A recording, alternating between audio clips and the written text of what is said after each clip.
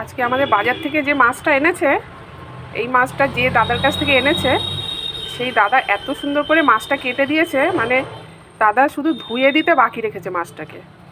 এত সুন্দর করে আঁশ ছাড়িয়ে, আর বাজার থেকে মাছ আনলে তো বেশিরভাগই আঁশ ছাড়ানো হয় না, ওরা কোনো রকম করে কেটে দেয়, কিন্তু আজকের মাছটা খুব সুন্দর করে কেটে, মানে আঁশ ছাড়িয়ে কেটে দিয়েছে, এত সুন্দর, খুবই ভালো লেগেছে। তো যে দাদার থেকে মাছটা এনেছে সেই দাদাকে অনেক অনেক ধন্যবাদ এত সুন্দর করে মাছের আঁশ ছাড়িয়ে দেওয়ার জন্য। তো আজকে এগুলো হচ্ছে ভোলা মাছ। তো এই মাছটাই আজকে আমি একটু সর্ষে বাটা দিয়ে ঝাল করব। পেছনে একটা ফুল গাছ আছে, তো সেই ফুল গাছের ছামাটা এসে কড়াইতে পড়েছে। কালকে বাড়িতে এসেছি মেয়ের বাড়ি থেকে, বাড়িতে এসে কালকে আর রান্নাবান্না করিনি, কালকে একটু কাজ ছিল, অনেকটাই ব্যস্ত ছিলাম কালকে সারা দিন, সে কারণে আর রান্নাবান্না হয়নি। বাপের বাড়ির থেকে বৌদির ভাত পাঠিয়েছিল, তরকারি পাঠিয়েছিল, সেসবই খেলাম। তো আজকে একটু মাছের ঝোল ভাত করব, দুজন মানুষ, বেশি রান্না করাও যায় না,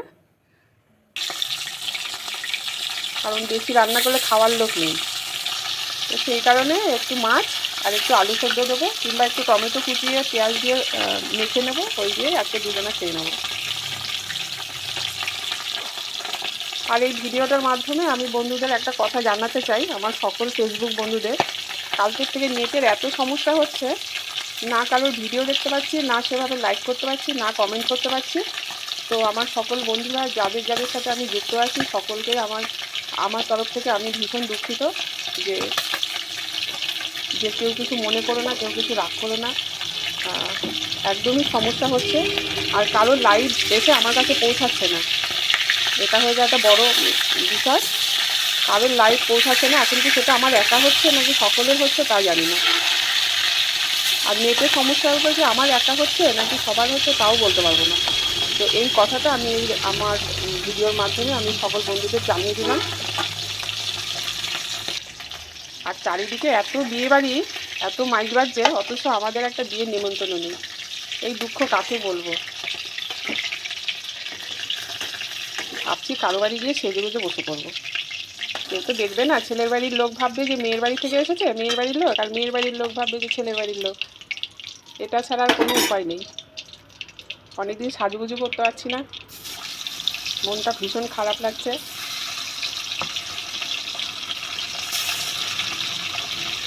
আজকে মাছটাও ভীষণ ভালো, অনেক বড় ভোলা মাছ এটা, একটা মাছই অনেকগুলো টুকরো হয়েছে।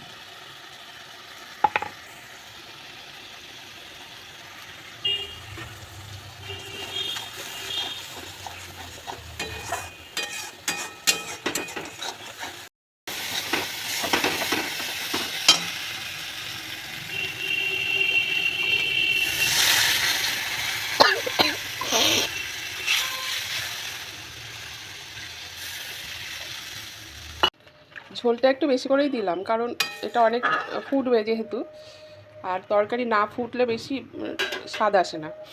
তারপরে মাছের পিসগুলো একটু বড় বড়, মানে ভালো হয়তো ভেতরে ঝোলটাও ঢুকবে না, তো সেই কারণে একটু জলটা বেশি দিয়েছি। আর এর সাথে দেবো আমি একটু বড়ি, এই বড়িটা দিয়ে দেবো, বড়িতেও অনেকটা ঝোল টেনে নেবে। আর আমার বাড়ির লোক বড়ি খেতে ভীষণ পছন্দ করে, তো সেই কারণে আমি বড়িটা দিয়ে দিলাম।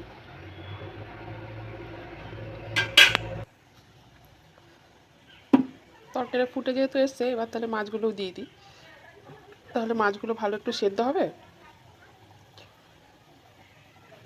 খেতেও ভালো হবে। ভোলা মাছটা এত বড়, এক একটা মাছে 2 পিস করে 2টো করে পিস হয়েছে।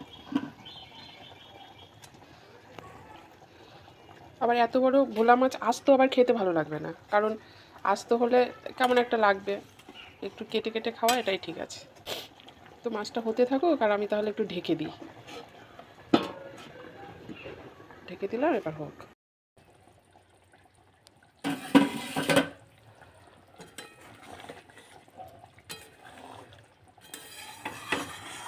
রান্নাটা কেমন হয়েছে বন্ধুরা বলো একটু।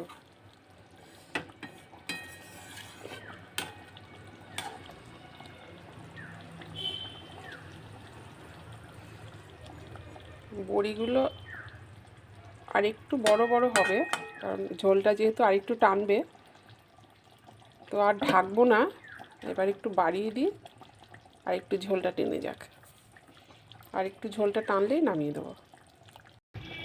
আর এবারে ধনে পাতাটা কুচিয়ে দিয়ে দিলাম, কারণ আর বেশি তো রাখা যাবে না, তাহলে আবার আর যেহেতু একটা তরকারি, তারপর আর দেখা গেলো খেতেই পারবো না। তো ঠিক আছে বন্ধুরা, তরকারি তো আমার হয়েই গেছে, তরকারি কমপ্লিট দেখতেই পাচ্ছ। এবার নামিয়ে নেব। নামিয়ে নিয়ে চলো তাহলে এবার গরম গরম ভাত খাওয়ার পালা। শীতকাল, গরম ভাত আর গরম তরকারি, কার কার পছন্দ। চলো তাহলে এবার খেয়ে নিই।